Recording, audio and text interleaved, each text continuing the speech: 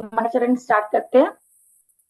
ओम अज्ञानतिमिरान्धस्य ज्ञानाञ्जनशलाकया चक्षुरुमिलितं येन तस्मै श्रीगुरुवे नमः।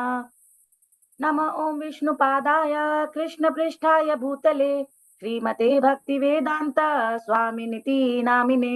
नमस्ते सारस्वते देवे गौरवाणी प्रचारिणे निर्विशेष शून्यवादी पाश्चात्य देश तारिणे। हे कृष्ण करुणा सिंधु दीन बंधु जगतपते गोपेश गोपिका कांत श्री राधा कांत नमोस्तुते। तप्त कांचन गौरांगी श्री राधे वृंदावनेश्वरी वृषभानुसुते देवी प्रणमामि हरिप्रिये। वाञ्छाकल्पतरुभ्यश्च कृपा सिन्धुभैव च पतितानां पावनेभ्यो वैष्णवेभ्यो नमो नमः। जय श्री कृष्ण चैतन्य प्रभु नित्यानंद श्री अद्वैत गदाधर शिवासादि गौर भक्त वृंद। हरे कृष्णा कृष्ण कृष्ण हरे हरे हरे राम राम राम हरे हरे। हरे कृष्णा। ओके, आज हमारा लीलामृत चल रहा है। लीलामृत के हमने 5 अध्याय कंप्लीट कर लिए हैं। आज हमारा 6ठा अध्याय है, उसका नाम है एक अज्ञात मित्र। ओके, जयप्रकाश प्रभु जी आप पढ़ेंगे। हरे कृष्णा, बता, बिल्कुल पढ़ेंगे। एक अज्ञात मित्र। तीव्र बुद्धि नैतिकतावादी मेरे ऊपर भ्रमित होने का आरोप लगाए, मुझे कोई परवाह नहीं। वैदिक कार्यों में निपुण मुझे दिग्भ्रमित कहकर बदनाम कर सकते हैं। मित्र और संबंधी मुझे हताश कह सकते हैं। मेरे भाई मुझे मूर्ख कह सकते हैं। लोभी धनाढ़ मुझे पागल कहकर मेरी ओर संकेत कर सकते हैं। और विद्वान दार्शनिक जोर देकर कह सकते हैं कि मैं बहुत अधिक घमंडी हूँ। इतने पर भी मेरा मन गोविंद के चरण कमलों की सेवा के संकल्प से एक हरे इंच भी कृष्णा। विचलित नहीं होता। हरे कृष्णा। शिवा माता हरे जी, थोड़ा जूम कर सकते हैं आप इसको? जनरली हम क्या करते हैं ना, एक पेज जितना विड्थ को जूम करते हैं और फिर उसको मूव करते हैं इधर उधर। प्रभु जी तो बताइएगा, फिर मुझे हम अपने बताइए। पास से पढ़ रहे हैं प्रभु जी। नहीं प्रभु, आप तो पढ़ रहे हैं लेकिन बाकी जो पढ़ना चाहते हैं ना स्क्रीन पे उनको नहीं आप दिख रहा बताइए होगा। प्रभु जी, अभी और बड़ा करूं?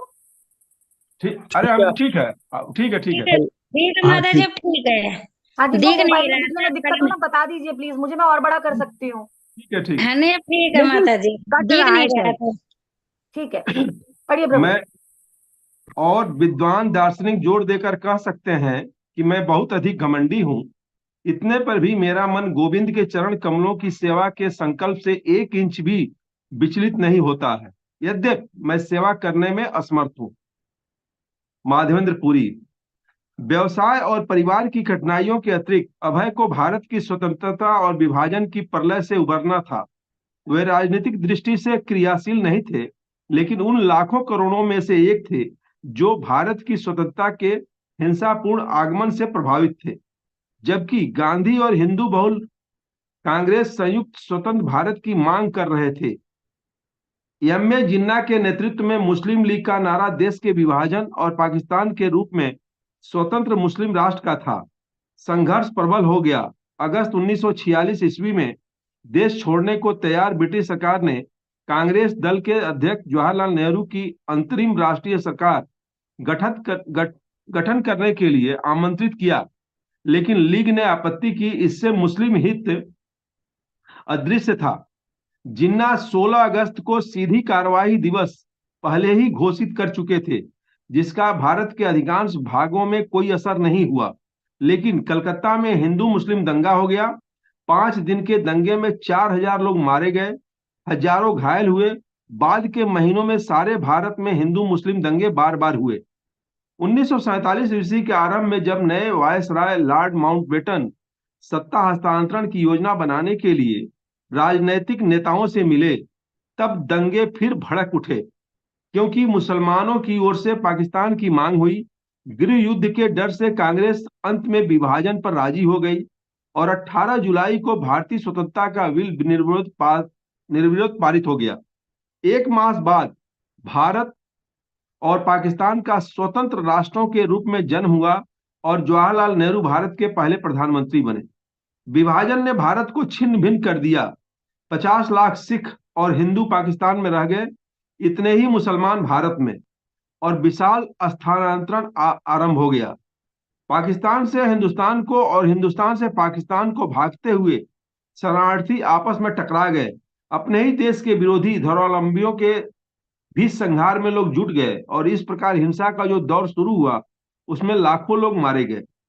सील प्रपात हमारी स्वतंत्रता का आंदोलन गांधी जी ने जनता के विभिन्न वर्गों को एक में जोड़ने के लिए आरंभ किया था, लेकिन वास्तव में परिणाम यह हुआ कि जुड़ने के स्थान पर भारत का विभाजन हो गया और विभाजन इतना विषाक्त हो गया कि जहां पहले हिंदू मुसलमानों में कुछ स्थानों में छिटपुट दंगे होते थे, वहां अब पाकिस्तान और हिंदुस्तान के बीच आयोजित संघर्ष होने लगा। इसलिए हम वास्तव में एक में जुड़ नहीं रहे थे वरन अलग हो रहे थे। हिंदू मुसलमानों की मस्जिद में जाकर विध्वंस कर देते और मुसलमान हिंदुओं के मंदिर में घुसकर मूर्तियां भंग कर देते और वे सोचते हमने हिंदुओं के भगवान को समाप्त कर दिया। इसी तरह हिंदू भी सोचते ओह हमने उनके खुदा को खत्म कर दिया। वे सभी अज्ञानी हैं। भगवान न तो हिंदू हैं और न मुसलमान, भगवान न ईसाई हैं, भगवान भगवान है। 1947 ईस्वी में हमने हिंदू मुस्लिम संघर्ष देखा है। एक दल हिंदुओं का था, दूसरा मुसलमानों का।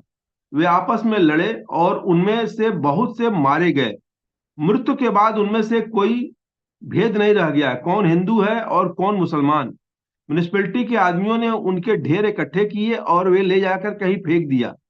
वे आपस में लड़े, बाग बाजार में लाशों का ढेर लग गए और लाशों में इसकी पहचान नहीं रह गई कौन सी हिंदू की है और कौन सी मुसलमान की। उन्हें तो हटाकर सड़क साफ कर देनी थी। अभय को आशा नहीं थी कि भारतीय स्वतंत्रता से कोई वास्तविक समाधान प्राप्त होगा। जब तक कि नेताओं ने भगवत चेतना न हो तब तक क्या परिवर्तन हो सकता है। उन्होंने देखा कि विदेशी शासन के अधीन दुख भोगने के स्थान पर जनता अब अपने ही देशवासियों के अधीन दुख भोगने को स्वतंत्र हुई थी। वास्तव में संघर्ष और दुख में पहले से वृद्धि हो गई थी। भारत के राजनीतिक संघर्षों के दौर में अभय की कृष्ण भावनामृत प्रसार की इच्छा कभी समाप्त नहीं हुई थी। उन्होंने देखा था कि एकता और स्वतंत्रता के वादों से किस प्रकार अधिकतर मूल्यों में वृद्धि हुई थी और कुप्रबंध बढ़ा था। उन्होंने ऐसे मोहल्ले देखे थे जहां भारतवासी पीढ़ियों से शांतिपूर्वक इकट्ठे रहते आए थे। क्या कहीं किसी का टकरा रहा है क्या?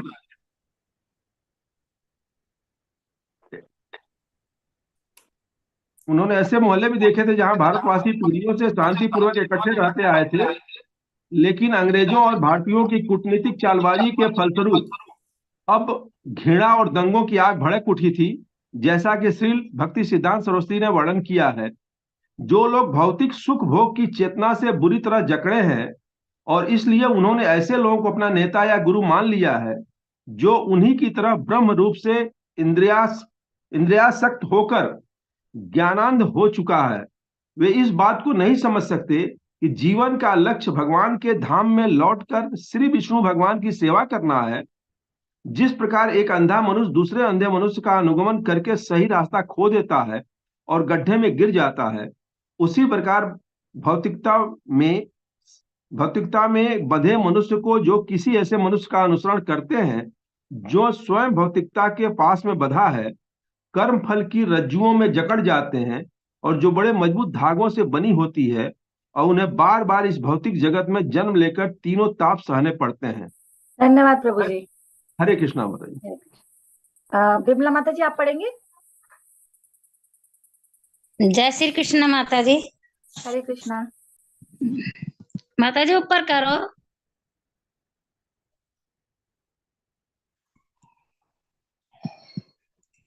उत्तर भी वैष्णव अपने आध्यात्मिक गुरु से प्रार्थना करता है जिन्होंने दिव्य ज्ञान के आलोक से मेरे नेत्र खोल दिए हैं और वह उस आलोक से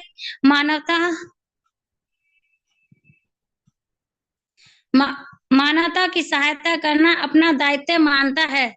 शाश्वत वैष्णव परंपरा के प्रतिनिधि के रूप में अभय उस भाव ज्ञान के आलोक पुंज से वर्तमान संकटों के क्षेत्र को आलोकित कर देना चाहते थे। बैंक टू गाइड हेड का यही उद्देश्य था। यद्यपि 1944 ईस्वी से वे यह पत्रिका प्रकाशित नहीं कर सके थे, किंतु पत्रिका प्रकाशित करने का साधन न होते हुए भी अभय ने लिखना जारी रखा।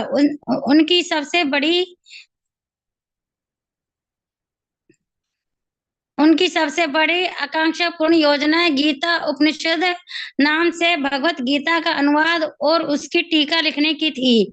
गांधी जी और अन्य लोग प्राय गीता के ज्ञान की चर्चा करते थे। भारतीय अपनी गीता को कभी भूलते नहीं थे, लेकिन गीता के समर्थकों और प्रचारकों ने उसे कभी उस रूप में नहीं सिखाया जिस रूप में कृष्ण ने सिखाया था। भगवान कृष्ण को जो गीता के उपदेश करता थे, परम भगवान के रूप में उन्होंने स्वीकार नहीं किया, वरन उनके वचनों को वे केवल अपनी दार्शनिक विचारधाराओं के समर्थन में नारे के रूप में प्रयुक्त करते रहे थे। चाहे वे राजनीतिक नेता रहे हो, धार्मिक नेता रहे हो या विद्वान रहे हो, गीता की व्याख्या वे अपने ही प्रतीकों और रूपों के माध्यम से करते रहे थे। अब वे गीता को उस रूप में प्रस्तुत करना चाहते थे जैसे कि माता जी ऊपर करो तो,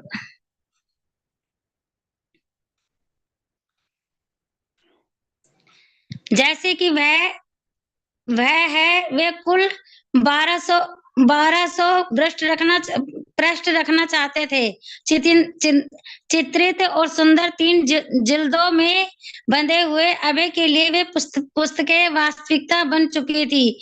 दोनों के बीच केवल समय का व्यवधान था। 2 वर्षों में उनके पास पांडुलिपि के सैकड़ों पृष्ठ इकट्ठे हो गए थे। वे नोटबुकों में और अलग अलग कागजों पर लिखते थे और तब पृष्ठ संख्या डालकर पांडुलिपि को टाइप कर लेते थे। वे पुस्तक को अपना पूरा समय नहीं दे पा रहे थे, लेकिन धीरे धीरे वह रूप ग्रहण करने लगी थी। अभय भगवान चैतन्य के संदेश के प्रचार में भी लगे थे।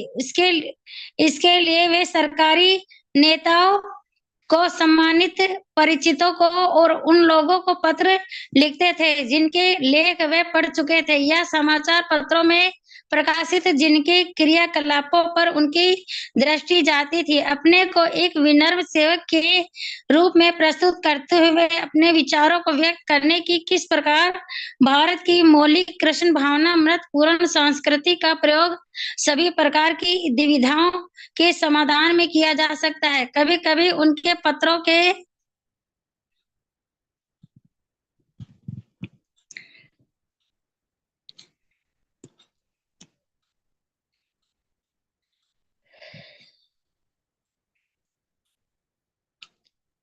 के उत्तर भी आते थे और अभय जहां भी इस विषय में रुचि देखते थे, उसे बढ़ावा देने में वे तुरंत तत्पर हो जाते थे और उन उत्तरों के उत्तर में फिर पत्र लिखते थे। एक सुप्रसिद्ध सुधारक महेंद्र प्रताप राजा एक संस्था जिसे वे विश्व संघ वर्ल्ड फेडरेशन कहते थे बना रहे थे। अब हमें ने श्री महेंद्र प्रताप द्वारा वृंदावन से प्रकाशित सूचना पत्र पढ़ा था, जिसे उन्होंने सभी राष्ट्रों और विश्व की सभी जातियों को संबोधित किया था और जिसमें मानव जाति की एकता के लिए आवाज उठाई थी। अभय ने उन्हें लिखा और सुझाव दिया कि भगवत गीता में अंकित भगवान कृष्ण के उपदेश सभी धर्मों को जोड़ने वाला एक ईश्वरवादी विज्ञापन करते हैं। श्री महेंद्र प्रताप ने मई 1946 ईस्वी में उन्हें जवाब दिया, मैं श्रीमद् भगवत गीता के आपके गहरे अध्ययन की प्रशंसा करता हूँ। मैं स्वयं भी इस महान प्राचीन ग्रंथ का प्रशंसक हूँ। मैं आपको विश्वास दिलाता हूँ कि मैं उसी के अनुरूप कार्य कर रहा हूँ। मिस्टर प्रताप ने अपनी पुस्तक रिलीजन ऑफ लव, प्रेम का धर्म का उल्लेख किया और सुझाव दिया कि यदि अभय धर्म के विषय में विश्व संघ का दृष्टिकोण जानना चाहते हो तो वे उस पुस्तक को पढ़े। इसी दौरान मिस्टर प्रताप ने लिखा, मैं आपके इस सुझाव को स्वीकार नहीं करता कि कृष्ण या गोविंद के नाम को धर्मों की एकता का आधार बनाया जाए। इसका आश्रय धर्म परिवर्तन होगा और इससे धर्मों की एकता कायम नहीं होगी। बैंक टू गॉड हेड की दिशा में मैं आपके प्रयत्नों की सराहना करता हूँ। अभय ने श्री महेंद्र प्रताप की पुस्तक प्राप्त की और उसे पढ़ डाला और जुलाई 1947 ईस्वी में जब वे कानपुर के दौरे पर गए थे तो उन्होंने उसका उत्तर भेजा। वे कानपुर आध्यात्मिक शिक्षक के रूप में नहीं वरन दवाओं के विक्रेता के रूप में गए थे, लेकिन वहां एक टाइपर राइटर उपलब्ध था और उनके प्रचार का रूप प्रकट हो गया। अपने पिछले पोस्ट कार्ड के अनुक्रम में मैं आपको सविनय सूचित करता हूँ कि मैंने आपकी पुस्तक रिलीजन ऑफ लव पूरी पढ़ डाली है। मेरे मत से पुस्तक का प्रतिपाद्य बहुदेववाद की विचारधारा पर आधारित है और उसका उपागम मनुष्य जाति की सेवा है। प्रेम का धर्म ही सच्चा धार्मिक विचार है, लेकिन यदि इस विषय के प्रति उपागम केवल मनुष्य जाति की सेवा के माध्यम से होता है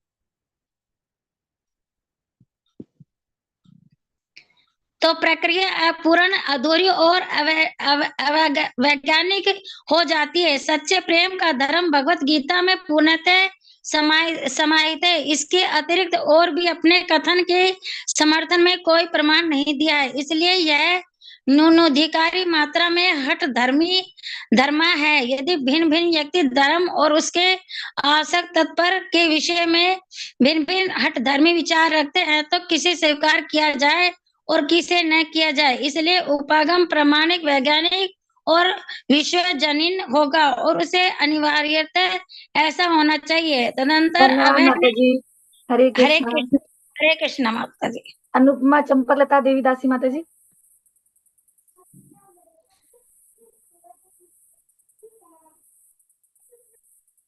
ओके, अनीता माता जी। तत्पश्चात अभय ने हरे कृष्णा माता जी। तत्पश्चात अभय ने 10 बिंदुओं में भगवत गीता का सारांश दिया और अंत में लिखा, मनुष्य जाति की सबसे बड़ी सेवा यही हो सकती है कि भगवत गीता के दर्शन और धर्म का प्रचार सब समय, सब जगहों में और सभी लोगों में किया जाए। लेकिन उनके पत्रों का परिणाम आमतौर पर लंबा दार्शनिक संवाद नहीं होता था। 1947 ईस्वी में जब अभय ने भारत की नवगठित सरकार के ऊंचे अधिकारियों को दंगे बंद करने के सुझाव देते हुए पत्र लिखा तो उन्होंने उनको टाल दिया। जब उन्होंने पश्चिम बंगाल के गवर्नर से बात करने की मांग की तो गवर्नर के सचिव ने उत्तर दिया, महामहिम को खेद है कि कार्य के भारी दबाव के कारण वे आपको इस समय साक्षात्कार देने में असमर्थ हैं। जब उन्होंने शिक्षा मंत्री के सहायक सचिव को लिखा तो सहायक सचिव के एक सहायक ने उत्तर दिया, भारत सरकार को खेद है कि वह आपकी प्रार्थना स्वीकार नहीं कर सकती।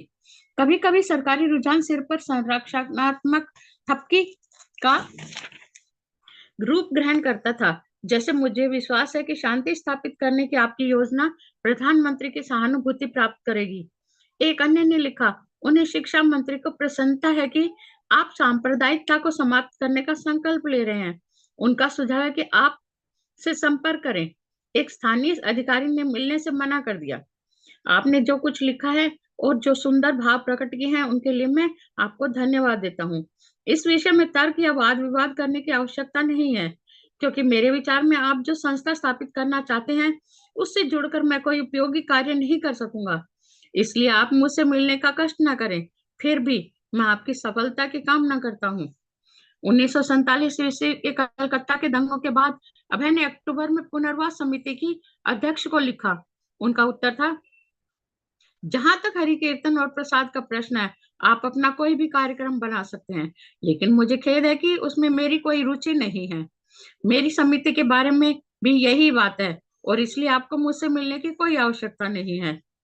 अभय एक वैष्णव प्रचारक की भूमिका संपन्न कर रहे थे और विभिन्न सरकारी विभागों के सचिव उनको इस रूप में स्वीकार करके जवाब देते थे, लेकिन वे भगवत गीता के दर्शन के उनके उपयोगों को और हरि कीर्तन संबंधी उनके सुझावों को समझ नहीं पाते थे।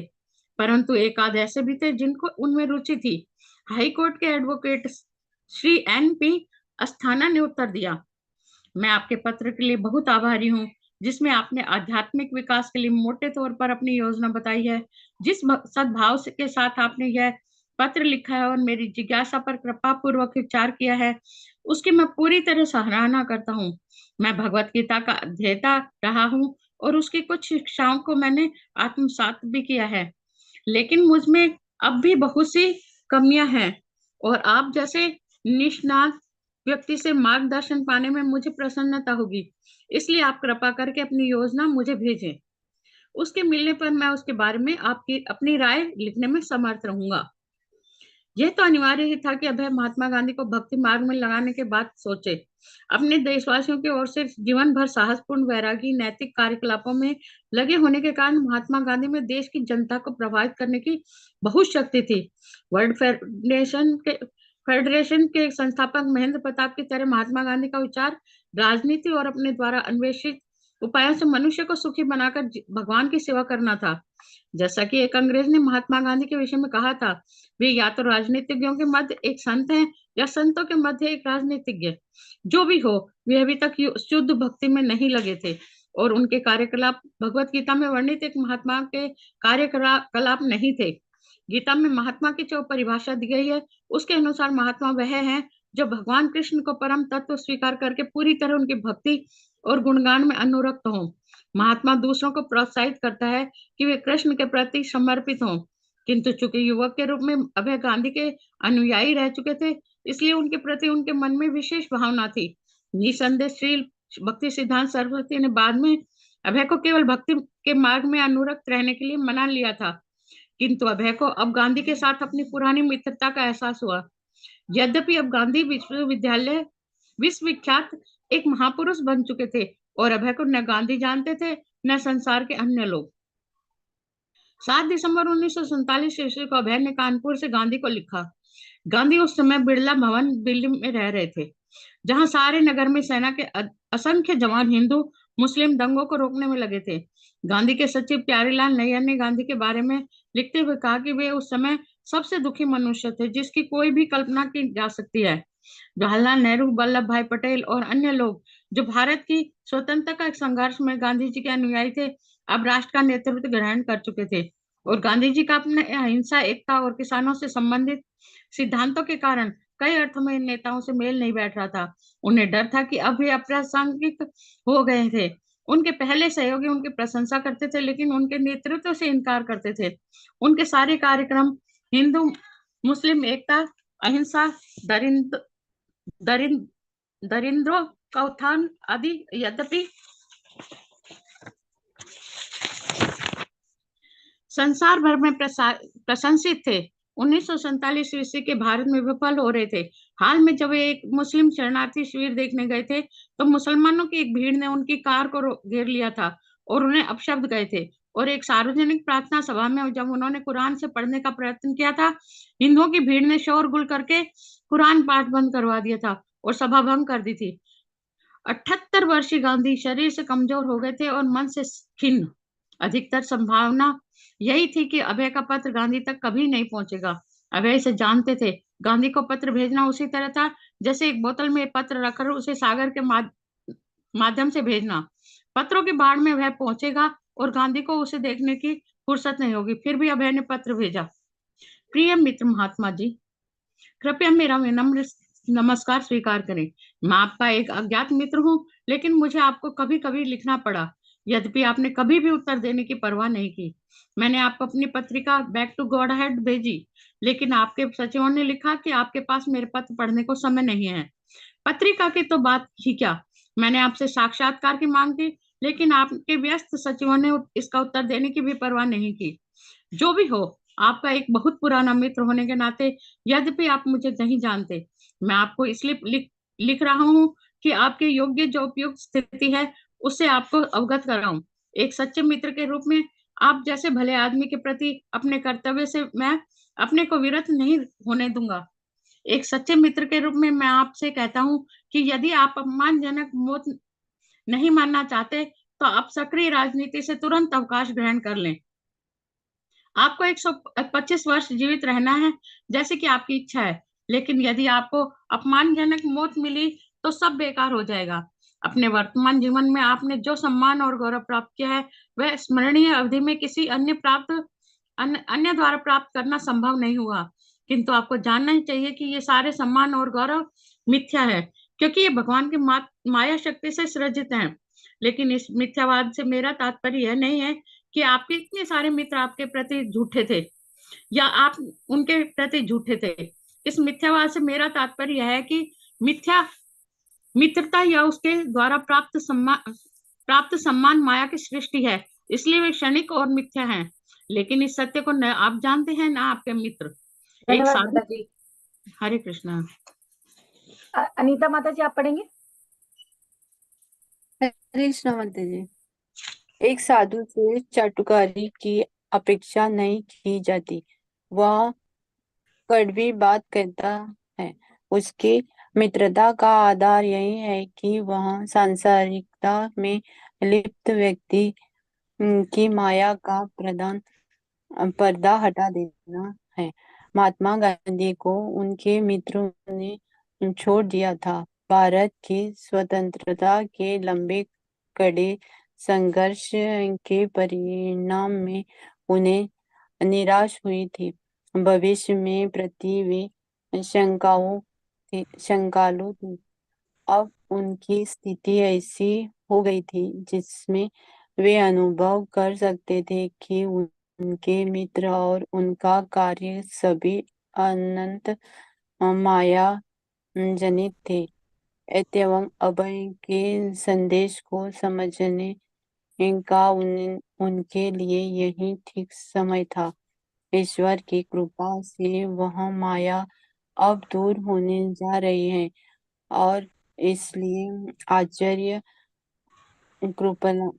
कृपलानी और उन जैसे आपके अन्य विश्वसनीय मित्र आप पर दोष लगा रहे हैं कि आप उन्हें इस समय कोई ऐसा व्यवहारिक कार्यक्रम देने में असमर्थ हैं जैसा कि असहयोग आंदोलन के गौरवास्पद दिनों में आपने दिया था।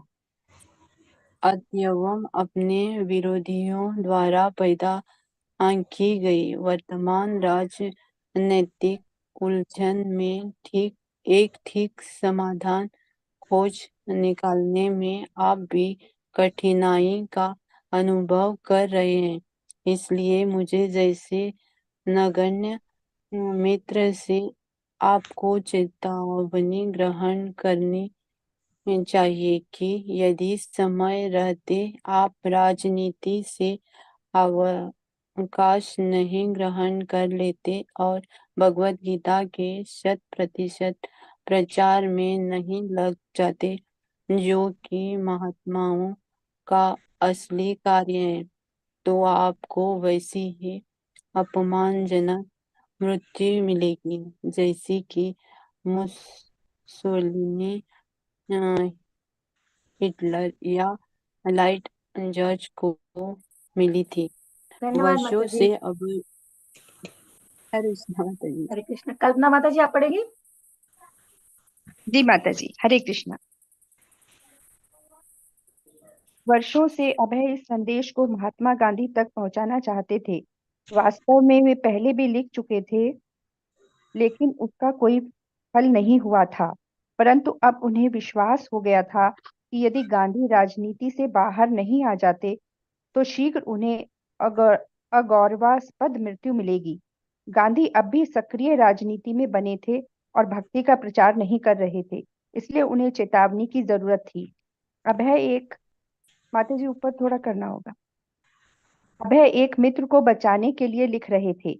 आप आसानी से समझ सकते हैं कि किस प्रकार मित्र का भेष बनाकर आपके कुछ राजनीतिक शत्रुओं ने, जिनमें भारतीय और अंग्रेज दोनों हैं, जानबूझकर आपको धोखा दिया है और उन्होंने ऐसा दुष्कृत्य करके आपका दिल तोड़ दिया है, जिसके विरुद्ध आप इतने वर्षों से संघर्ष करते रहे हैं।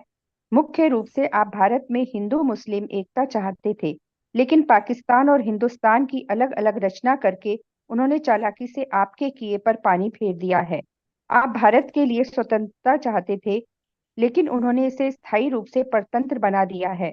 आप भंगियों के उत्थान के लिए कुछ करना चाहते थे, लेकिन वे अब भी भंगियों की तरह ही पिस रहे हैं। यद्यपि आप भंगी कॉलोनी में रहते हैं, इसलिए यह सब कुछ मिथ्या है। और जब आपके सामने अब वस्तु स्थिति स्पष्ट की जाती है, तब आपको चाहिए कि उसे ईश्वर प्रदत्त समझकर स्वीकार करें। जिस माया में आप पड़े रहे हैं, उसे समाप्त करके भगवान ने आप पर कृपा की है। उसी माया के वशीभूत होकर आप असत्य को सत्य समझते रहे हैं। अभय ने कर्तव्यवश गांधी को यह समझाने का प्रयत्न किया कि इस आपेक्षिक संसार में निरपेक्ष कुछ भी नहीं है। अहिंसा के बाद हिंसा वैसे ही अनिवार्य है जैसे प्रकाश के थोड़ा ऊपर कीजिएगा माता जी, ऊपर कीजिएगा थोड़ा। आप अभय ने कर्तव्यवश गांधी को यह समझाने का प्रयत्न किया कि इस आपेक्षिक संसार में निरपेक्ष कुछ भी नहीं है। अहिंसा के बाद हिंसा वैसे ही अनिवार्य है जैसे प्रकाश के बाद अंधकार का होना। इस द्वैत संसार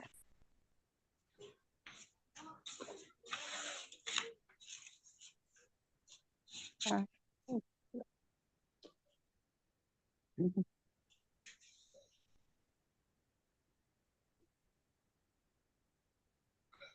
इस द्वैत संसार में निरपेक्ष सत्य जैसी कोई वस्तु नहीं है। अभय ने लिखा,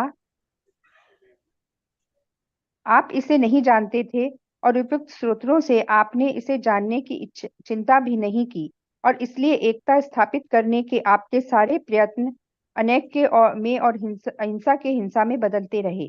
अभय ने संकेत किया कि आध्यात्मिक उन्नति के लिए गांधी मानक अभ्यास, दूसरे शब्दों में एक सच्चे आध्यात्मिक गुरु की स्वीकृति की क्रिया से कभी नहीं गुजरे। यद्यपि भगवत गीता ने गुरु परंपरा से एक गुरु की स्वीकृति की आवश्यकता पर बल दिया है, गांधी के बारे में तो यही प्रसिद्ध था कि वे अपनी अंतरात्मा की आवाज सुनते हैं और रस्किन तथा थूरो जैसे विभिन्न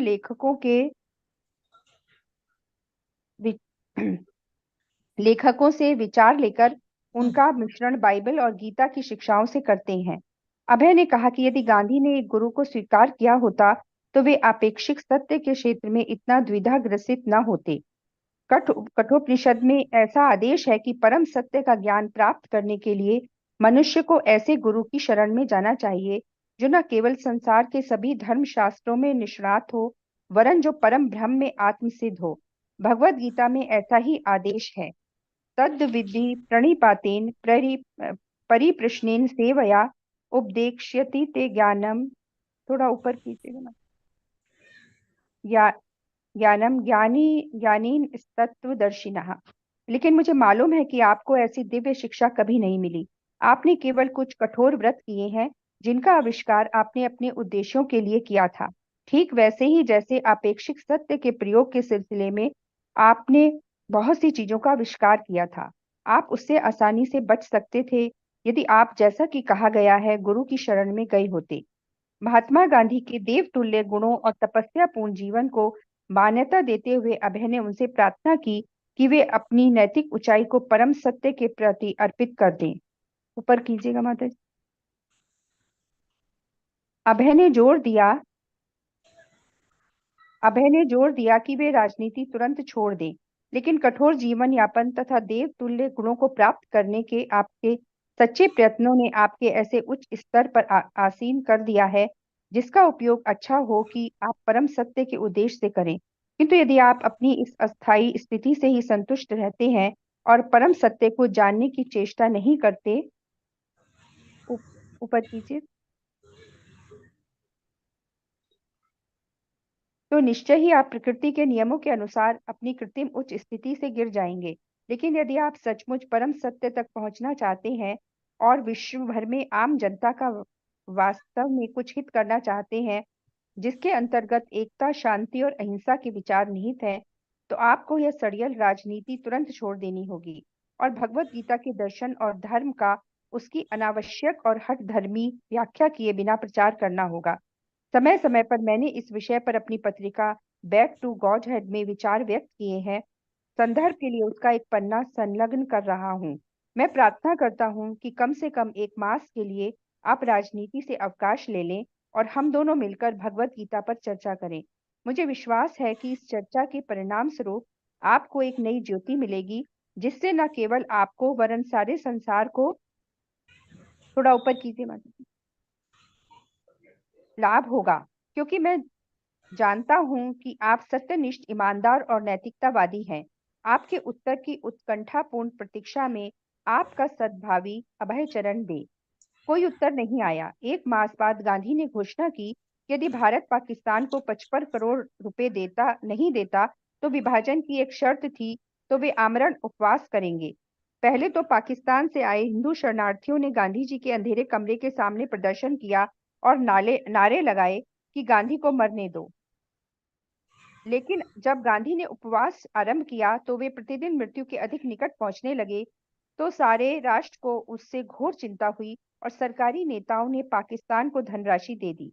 तब अपार भीड़ उनके इर्द गिर्द उमड़ने लगी, इस नारे के साथ कि गांधी जिंदा रहें। उधर हिंदू मुस्लिम दंगे चलते रहे।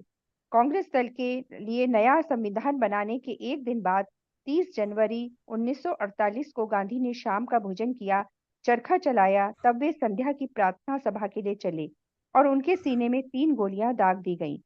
हे राम कहते हुए उन्होंने अंतिम सांस ली। अभय का एक मास पूर्व का पत्र भविष्यवाणी सा लगा, लेकिन उसे वह व्यक्ति नहीं पढ़ सका जिसके लिए वह लिखा गया था।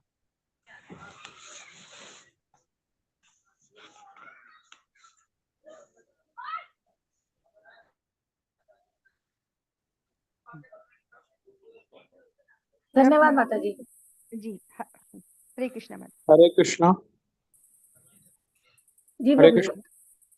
हाँ माता जी, मैं सोच रहा था कि थोड़ा सा पॉज लेते हैं यहाँ पर एंड जो हमने पढ़ा अभी तक उस पर थोड़ा सा अगर भक्त अपने विचार रखना चाहें तो। जी प्रभु जी।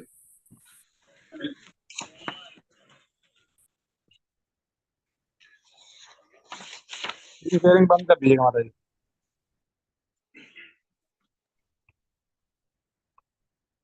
यस, कोई भक्त कुछ बताना चाहेगा क्या? जो आपने पढ़ा उसमें क्या आपका अनुभव रहा? क्या चीज आपने नहीं देखा या कुछ ऐसा नया पता चला? क्या ऑब्जर्वेशन रही? हरे कृष्णा प्रभु जी। यस माता ऐसे जी। लग रहा है जैसे प्रभुपाद जी ने तो पहले ही सारी भविष्यवाणी लिख दी कागजों में। महात्मा गांधी की मौत तो साक्षात ही दिख रही है लिखी हुई। वो तो क्लियरली लिखा गया। करेक्ट। यस। और कोई बात? सबसे बड़ी बात ये प्रभु जी इसमें देखने को मिला कि आज की जिस माहौल में हम लोग रह रहे हैं, इससे ज्यादा विकट स्थिति उस समय थी। बंटवारे के समय जितनी विकट स्थिति थी उतनी आज नहीं है। और दूसरी बात, इन्होंने बार बार प्रभुपाद जी ने पढ़े लिखे लोगों के पास, गांधी जी के पास अपने मैसेज को देने का प्रयास किया और उन्होंने लोगों ने, चाहे समय अभाव हो चाहे जो भी हो, उस पर ध्यान नहीं दिया। और जिसका नतीजा ये हुआ कि हमारे बीच से एक महान आदमी जो है, जो कुछ देश को दे सकता था अध्यात्म की दुनिया में, वो नहीं दे पाया। शायद उनका मैसेज उन तक पहुंच गया होता, मेरे ख्याल से कुछ स्थिति कुछ और अलग होती। हरे कृष्णा। जैसा विशेष तौर पर प्रभुपाद जी ने लास्ट में लिखा है लेटर के जी कि मैं चाहता हूं आप 1 महीने का ब्रेक ले ले। चलो आपसे छोड़ा नहीं जाएगा क्योंकि आप इसके प्रति आसक्त है, इतने समय से जी रहे हैं उसके साथ में ही। तो एटलीस्ट आप 1 महीने का अवकाश लें और मेरे साथ चर्चा करें। तो क्योंकि चर्चा से आप भक्त के संग में आएंगे, चर्चा करेंगे जब भगवत गीता, क्योंकि आपके अंदर वो स्पार्क है, इसलिए तो आप सत्यनिष्ठ हैं जैसे बताया। तो आपके अंदर वो सब गुण विद्यमान है, बस आपको ऐसे भक्त की संग की जरूरत है, वो आप प्राप्त नहीं कर रहे। लग तो प्रभुपाद जी ने ऐसा लिखा, लेकिन तो ये ऐसा ही लिखा था तो कुछ हो नहीं सकता था, ऑप्शन था उसके लिए। धन्यवाद। वही है, वही जो राम रच रखा। बिल्कुल बिल्कुल बिल्कुल। और कोई भक्त? हरे कृष्णा प्रभु जी। यस माता जी। प्रभु जी, ये इसमें मतलब जो मेरे को अंडरस्टैंड हुआ है थोड़ा सा कि मतलब आप किसी भी लाइन में हो, लेकिन आपको आध्यात्म में जुड़ना जरूरी है। बिना अध्यात्म के आप कुछ नहीं कर सकते हो। आप चाहे किसी भी फील्ड में हो, किसी भी उसमें हो, लेकिन आप चाहे, जैसे महात्मा गांधी का एग्जांपल है कि बहुत बड़े पोस्ट पे हैं, वो बहुत कुछ कर सकते हैं, लेकिन आध्यात्म के बिना उनकी लाइफ भी किसी काम की नहीं है। जैसे महात्मा वर्ड भी वो कह रहे थे कि महात्मा का एक मतलब है प्रॉपर। हम्म। तो वो महात्मा है, तो गांधी ने आगे लगा तो लिया महात्मा, बट वो महात्मा की वैल्यू नहीं समझ रहे हैं कि वो कितनी बड़ी रिस्पॉन्सिबिलिटी है महात्मा के नाम के होने के नाते। करेक्ट। यस प्रभु जी यस। एक बड़ी विशेष बात इसमें नजर आई, और आपने भी गौर किया होगा हमारे ख्याल से। किसी भी आदमी को आगे बढ़ने के लिए एक गुरु का होना जरूरी है। एक ऐसा गुरु जो करेक्ट। आपके वर्तमान को और भविष्य को एक सूत्र में पिरो सकता है, जिसका शरणागत आपको होना ही पड़ेगा अगर आप जीवन में कुछ अलग चाहते हैं, नया चाहते हैं, शांति चाहते हैं। करेक्ट, हरे कृष्ण प्रभु। बिल्कुल। हरे कृष्ण। और यस माता जी, हरे कृष्णा। हरे कृष्णा। एक यस बात हमें गांधी जी के विषय में जो किसी अंग्रेज ने लिखी कि या तो राजनीतिज्ञ के बीच महात्मा है या महात्मा नहीं है, राजनीतिज्ञ है। तो वो वैसा ही हुआ, क्योंकि उन्होंने प्रामाणिक किसी गुरु से गुरु दीक्षा नहीं ली थी।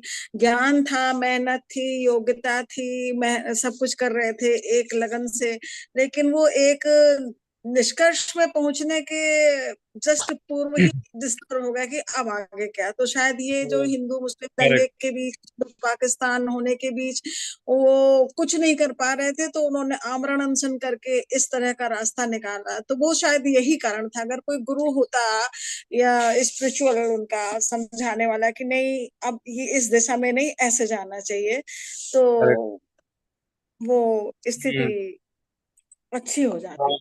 और वो गुरु भी यहाँ पे बताया गया है, ऐसा गुरु जिसने वो सत्य को देखा है। जी वो भी हाँ। प्रामाणिक गुरु शिष्य परंपरा में, जैसे प्रभुपाद जी जी ने हाँ। बताया ना, तद्विद्रीपणि पाते हैं परिप्रश्न सेवया। तो जी उस माध्यम के through I am sure Gandhi ji के, उनके फील्ड के तो अलग अलग गुरु रहे ही होंगे कहीं कहीं के, लेकिन जी इस आध्यात्म के फील्ड में उन्होंने किसी को गुरु नहीं बनाया। और जैसा बताया, हाँ। ये उन्होंने खुद से ही अध्ययन करके, चीजों जी को हाँ। जोड़ करके, अपनी कॉन्सेप्ट्स डेवलप करके वो सबको बताए।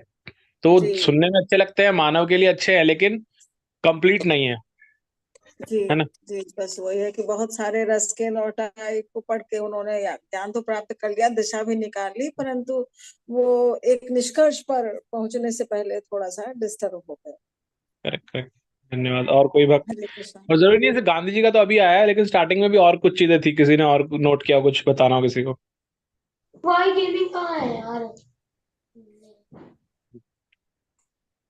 देखिएगा, इसमें स्टार्टिंग में ये चीज और आई थी कि प्रभुपाद जी ने प्रचार करने के लिए कितने लोगों को लेटर्स लिखे, राइट।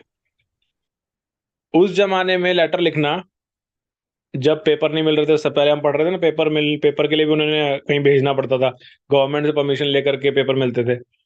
तो उस जमाने में फिर कहीं उन्होंने जैसे बताया, कहीं कानपुर अपने पर्सनल ऑफिस के काम, अपने बिजनेस के काम से गए, तो वहां पे टाइपराइटर दिखा, तो उन्होंने टाइप कर दिया लेटर एकदम से फटाफट। तो कैसे सब चीजों का प्रयोग भगवान के प्रचार में किया जाए, है अपने ऑफिस के कार्य में, लेकिन उसको भी भगवान के प्रचार में लगा रहे हैं वहां पर। इसी को बताया गया है भगवत गीता के अंदर, व्यवसात्मिका बुद्धि एकहु कुरु नंदन, कि हमें मल्टी फेसेट नहीं होना चाहिए। जैसे आप अभी माता जी और प्रभु जी बता रहे थे ना, कि 10 गुरुओं के पास नहीं भटकना चाहिए, हमारी एक, जैसे फोकस इसको बोलते हैं, जैसे अर्जुन का था एक फोकस, तो ऐसे हमें एक फोकस के साथ में बढ़ना चाहिए आगे। तो भगवान का प्रचार करना तो सिर्फ वही फोकस है। और ये शब्द व्यवसात्मक, व्यवसात्मिका बुद्धि शब्द भी इसीलिए बना है। क्यों बना है? क्योंकि जो आदमी बिजनेस करता है, व्यवसाय का मतलब बिजनेस, जो आदमी बिजनेस करता है उसका क्या है, एक ही फोकस रहता है कि मेरा बिजनेस कैसे बढ़े, कैसे को कहीं भी जाएगा, अगर छुट्टी पे भी जाएगा, तो अगर उसको कुछ आइडिया दिखेगा, कहेगा यार ये मैं अपने बिजनेस में कैसे अपना सकता हूँ इसको, उसकी सोच कि मैं, जो कुछ दिखेगा वो हर चीज में अपने बिजनेस को जोड़ेगा उसके साथ, कि कैसे बिजनेस से लिंक करो इस चीज को। तो वही संस्कृत में शब्द बना व्यवसात्मिका बुद्धि, मतलब ऐसी बुद्धि जो आपका लक्ष्य है उसी से जुड़ते जाओ सब चीजों को। और भक्ति के अंदर वो लक्ष्य क्या है? भगवान का प्रचार करना।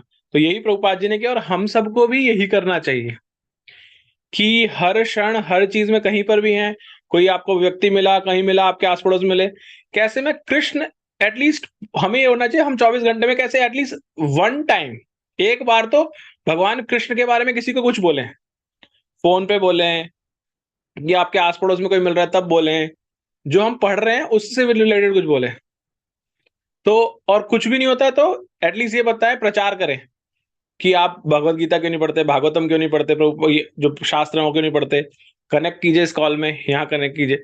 तो ऐसा कुछ करने से क्या होगा, आप भी उसी तरह से, जैसे प्रभुपाद जी जो उस समय कर रहे थे, क्योंकि आजकल हमारे पेपर की जरूरत तो है नहीं, लेकिन व्हाट्सएप है, हम सब यूज करते हैं, व्हाट्सएप यूज करते हैं, फेसबुक यूज करते हैं, तो क्या आप कृष्ण भक्ति का प्रचार कर रहे हैं? अगेन वो प्रचार ऐसा नहीं रैंडम, प्रमाणिक शास्त्रों के द्वारा, गुरु शिष्य परंपरा में जो आ रहा है उसका प्रचार कर रहे, नहीं कर रहे, राइट। तो ये भी जरूरी है, ठीक है। और किसी भक्त को कुछ ऐड करना है? ओके, नहीं है तो माता जी आगे पढ़ सकते हैं हम थोड़ी देर और।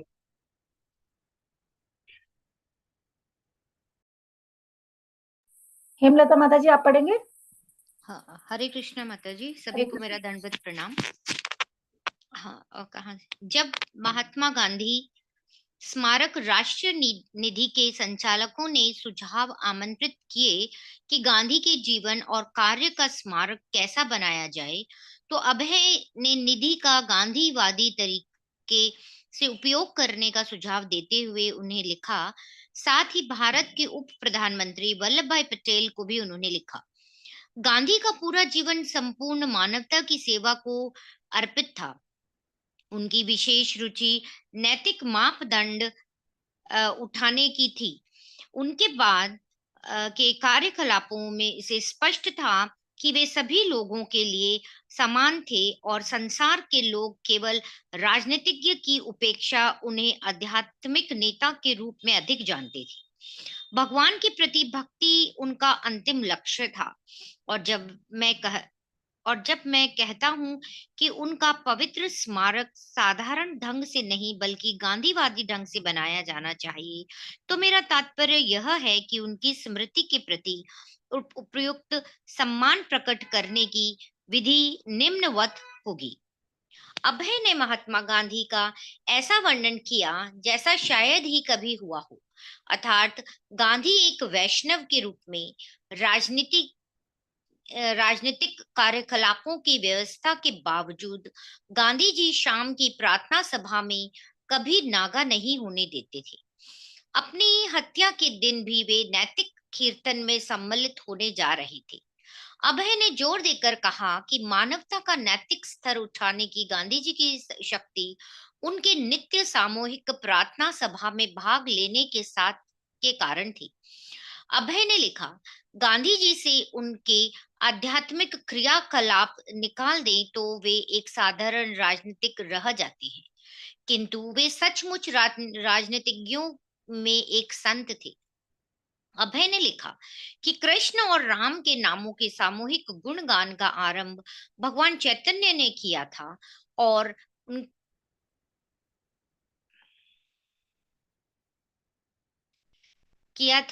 उनके अनुयायी क्या लिखा है मैम?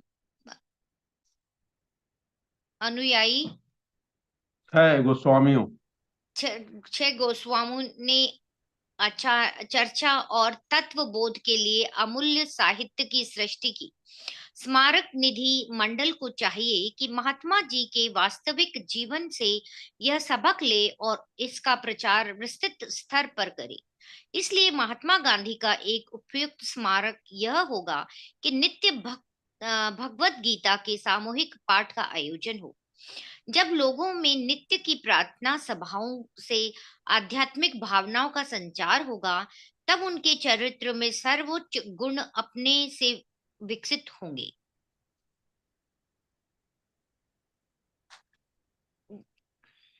अभय को एक दूसरा सुझाव भी देना था। गांधी के बारे में यह सर्वविदित था कि वे हरिजनों के मंदिर प्रवेश के लिए सदा प्रयत्नशील थे और उन्होंने नौखाली में सामान्य लोगों द्वारा उपासना के लिए राधा कृष्ण के विग्रह की स्थापना की थी। यद्यपि आमतौर पर यह माना जाता था कि यह गांधी के कार्य का एक गौण पहलू था, लेकिन अभय इसे मुख्य मानते थे। इसका तात्पर्य था कि गांधी का आंदोलन ईश्वरवादी था। अभय ने बताया कि यद्यपि भारत में लाखों मंदिर हैं, लेकिन उनका प्रबंध ठीक नहीं है, इसलिए पढ़े लिखे नागरिक उनकी उपेक्षा कर रहे हैं। मूल वैदिक संस्कृति में मंदिरों का उद्देश्य आध्यात्मिक संस्कार का पोषण है। यदि भारत के मंदिरों को सक्रिय आध्यात्मिक केंद्रों के रूप में पुनः संगठित किया जा सके, तो लोगों की विशुद्ध मनों को जीवन के उच्चतर मूल्यों में दीक्षित किया जा सकता है।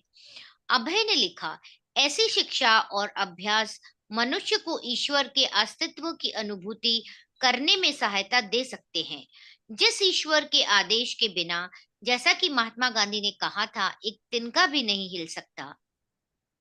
अभय ने गांधी के हरिजन आंदोलन का भी उल्लेख किया, जिसे लोगों गांधी का अछूतों और औरों के समान अधिकार दिलाने वाला मानवतावादी कार्य समझती थी। गांधी ने उन्हें हरिजन अर्थात भगवान के जन कहकर मान्यता दी थी। अभय ने बल दिया कि गांधी के जीवन का यह भी एक प्रमुख आध्यात्मिक पहलू था। अभय का तर्क था कि अछूतों को केवल हरिजन कह देने मात्र से अच्छा होगा कि निम्न वर्ग के लोगों के उत्थान के लिए वास्तविक कार्यक्रम बनाया जाए। इस कार्यक्रम की शिक्षा भगवत गीता में दी गई है और भगवान के एक सच्चे भक्त के निर्देशन में उनका कार्यान्वयन संभव है। अभय स्मारक मंडल की ओर से यह कार्य स्वयं करने को तैयार थे। उन्होंने चेतावनी दी कि यदि गांधी जी के प्रयत्नों और उपलब्धियों का स्मारक बनाने में स्मारक मंडल ने उनके जीवन के प्रमुख आध्यात्मिक पहलुओं की उपेक्षा की तो अन्य राजनीतिज्ञों की तरह उनकी स्मृति भी शीघ्र ही समाप्त हो जाएगी। धन्यवाद माता जी। हरे कृष्णा। हरे कृष्ण। सुनीता सोनी माता जी आप पढ़ेंगे? हरे कृष्णा माता जी, आवाज आ रही? जी माता जी बोलिए, पढ़िए। थोड़ा ऊपर कर देना माता जी।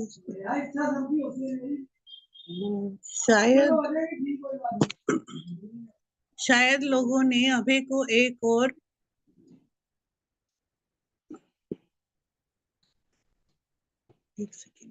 धन लोकुत अवसरवादी या सांप्रदायिक धर्म प्रचारक समझा हो, लेकिन अभय अपने को श्री भक्ति सिद्धांत सरस्वती का एक तुच्छ सेवक मानते थे। महात्मा गांधी के चरित्र में कुछ वैष्णव पेज बताइए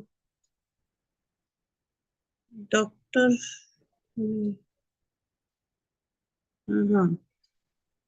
हाँ हाँ जी पढ़ा।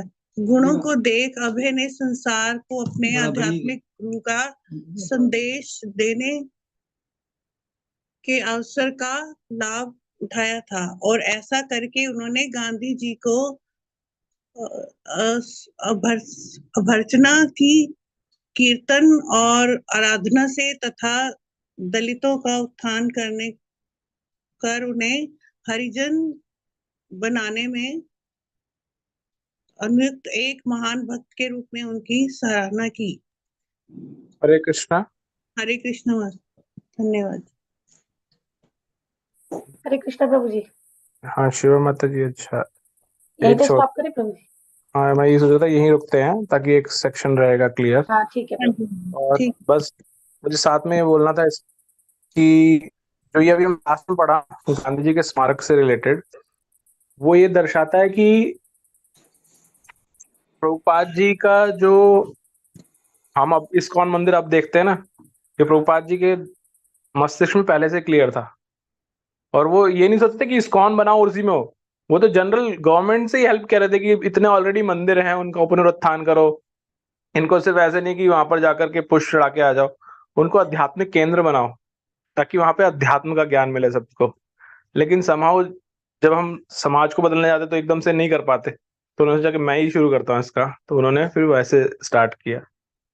यही चीज हम इसके अंदर भी देखते हैं कि प्रभुपाद जी इतने लोगों से, कई लोग कई बार बोलते हैं ना इस्कॉन तो विदेशी संस्था है, जब हम पढ़ते हैं तो हमें समझ में आता है ऐसा नहीं है। उन्होंने पहले भारत में कोशिश नहीं की, वो तो चाहते ही थे भारत में सब कुछ करना, लेकिन लोगों ने रेस्पॉन्स नहीं दिया। तो उसके बाद उनके गुरु का क्योंकि आदेश था उनको अंग्रेजी में करना है, इसलिए वो प्रचार करने गए, वहां पर लोगों ने उसको बहुत अच्छे से एक्सेप्ट किया और फिर भारत में आके जैसे हमेशा होता है बाहर की चीज हमें ज्यादा अच्छी लगती है तो फिर हमने उसको एक्सेप्ट करा। फिर हमें समझ में अच्छा है तो हमारी थी, बाहर से सिर्फ पेंट होके आई है। तो तो ऐसा है। ठीक है, किसी और कुछ ऐड करना अंत में? हरे कृष्ण प्रभु जी, अभ्यर्थना वर्ड का मीनिंग क्या होगा? भर्त्सना का मतलब होता है मतलब निंदा करना, मतलब उसको क्रिटिसाइज करना। अभ्यर्थना का मीनिंग ना? अभ्यर्थना नहीं, भर्त्सना। भर्त्सना अभ्यर्थना का, अभ्यर्थना में ध्यान नहीं दिया कहाँ पे था ये। मेरे पास तो बुक है नहीं प्रभु जी। अच्छा ओके ठीक है, अगर और कुछ प्रश्न नहीं तो आज की कक्षा में विराम देते, कल इसके आगे शुरू करेंगे और इस चैप्टर को समाप्त करेंगे। ठीक, हम हरे कृष्ण महामंत्र और वैष्णव प्रणाम मंत्र करते हैं। हरे कृष्णा कृष्णा कृष्णा हरे हरे, हरे राम राम राम हरे हरे। वांछा कल्पतरुभ्यश्च कृपा सिंधु भैरव पतितानां पावनेभ्यो वैष्णवेभ्यो नमो नमः। अनंत कोटि वैष्णव वृंद की जय, शीला प्रभुपाद की जय, गुरु गौरांग की जय, राधा माधव की जय। हरे कृष्णा। हरे हरे कृष्णा, कृष्णा। दंडवत प्रणाम। सबको दंडवत प्रणाम माता जी। दंडवत प्रणाम। हाँ।